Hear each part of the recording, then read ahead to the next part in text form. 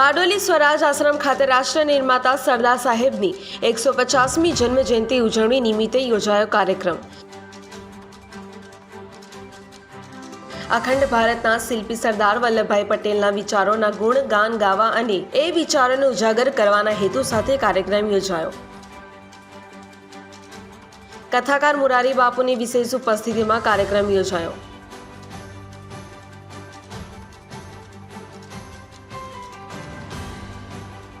કાર્યક્રમમાં મુખ્ય મહેમાન તરીકે દિલ્હીના લોકસભાના સ્પીકર વિજેન્દ્ર ગુપ્તા, લેખક ડોક્ટર વિશાલ ભાદાણી, લેખક વસંત ગઢવી, જાણીતા વક્તા જય વસાવડા, બારડોલીના ધારાસભ્ય ઈશ્વર પરમાર ઉપસ્થિત રહ્યા હતા।